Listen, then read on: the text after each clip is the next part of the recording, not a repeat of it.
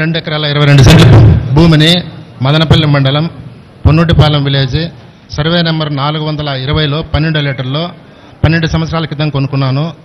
అందులో 2 రూములు వేసుకొని చుట్టూ ఫెన్సింగ్ వేసుకొని వర్షాధార పంటలు చేసుకుంటా అక్కడ జీవిస్తున్నాము.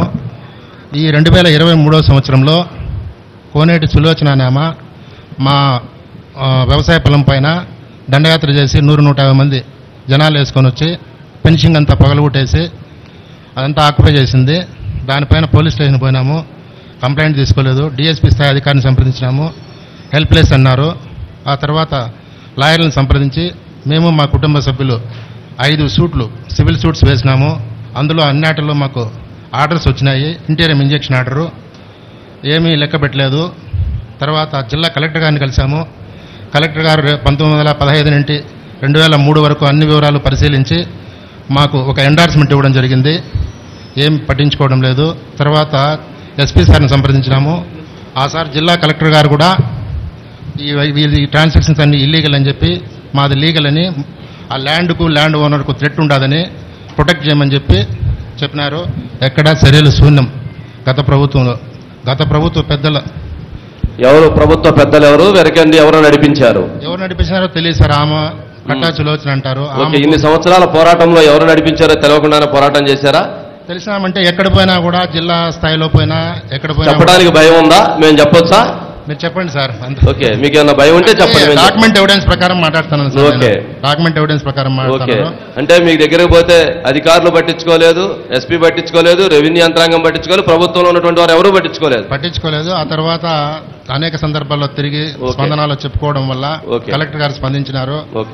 ఇక్కడికి కూడా ఫోన్ చేసి చెప్పినారు ఎస్పీ సార్. రైట్, ఇప్పటికైతే మీ భూమి అలాగే వాళ్ళ ఆధీనంలో ఉంది. ప్రస్తుతం కోలేటి సులోచన అనేటువంటి వారి ఆధీనంలో మీ భూమి ఉంది. మళ్ళీ ఎస్పీ సార్ ఇన్వాల్వ్ అయ్యి అంతా ప్రొటెక్ట్ చేయమని చెప్పి డిఎస్పీ సార్ చెప్పారు. రైట్, మేము ఫినిషింగ్ చేసుకున్నాము. మాటికి పగలగొడుతూనే ఉన్నారు సార్. ఓకే, రైట్ సార్, జరిగింది. రైట్, కలెక్టర్ గారు ఆదేశించినా కానీ పగలగొడుతూనే ఉన్నారు.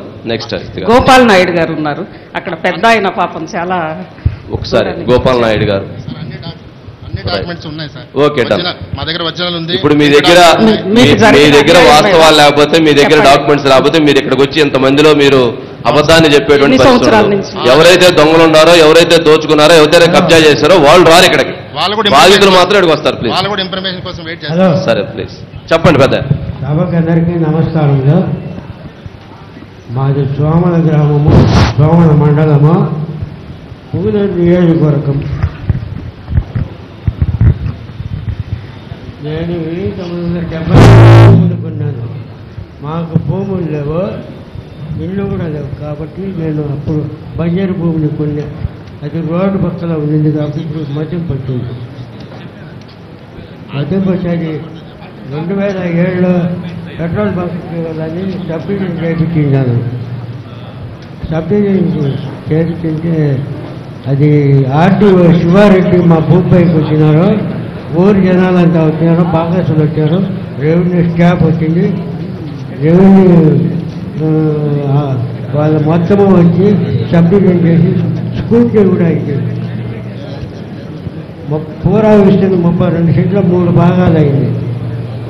నేను 3 భాగాలు ఏ బీసీ, ఏలో 1 సెంటు, బీలో 19, సి వచ్చి 12, టోటల్ 32 సెంట్స్.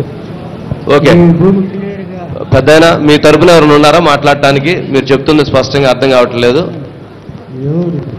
మీ తరపున ఎవరైనా వచ్చారా? మీ తరపున ఎవరైనా ఉన్నారా మాట్లాడటానికి? మాట్లాడండి. మీరు ఎవరైనా సబ్జెక్ట్ తెలిసిన వాళ్ళు ఉంటే దాని మీద మాట్లాడారు. ఎవరైనా మాట్లాడతారు కదా? ఎవరు ఆ సబ్జెక్ట్ మీద ఎవరైనా మాట్లాడతారా? ఆయనకి ఇవ్వండి, వారికి ఇవ్వండి. చాలా చెప్పండి. ఆయనది భూమి కబ్జా చేసిన 6 సెంట్లు భూమి కబ్జా చేసిన సార్. ఎవరు చేశారు కబ్జా? ఇక్కడ వీళ్ళు సురేంద్ర అని. ఓకే, సురేంద్ర వీళ్ళు చాలా మంది ఉన్నారులే. యశ్వరయ్య గారు. ఓకేనండి, రైట్. మీ సబ్జెక్ట్ కూడా మాట్లాడతారు యశ్వరయ్య గారికి. ఓకే, రైట్, అర్థమైందండి. ఓకే, మీరు మాట్లాడతారు. సర్వే నెంబర్ 129 గుద్దిటం సిద్ధయ్య గారిది పెద్ద ఆయనది 6 సెంట్లు భూమి. వైఎస్ఆర్ పార్టీకి సంబంధించినటువంటి సురేంద్ర సుధాకర్ అనేటువంటి వాళ్ళిద్దరూ కబ్జా చేశారు. 1973లో పెద్ద ఆయన దాన్ని కొన్నాడు. కొన్నా కూడా ఇప్పటికీ ఆయన ఆధీనంలోకి రాకుండా పదే వాళ్ళు ఇబ్బంది పెట్టి ఆయన భూమిని వాళ్ళు లాక్కోవడానికి ప్రయత్నం చేస్తున్నాడు.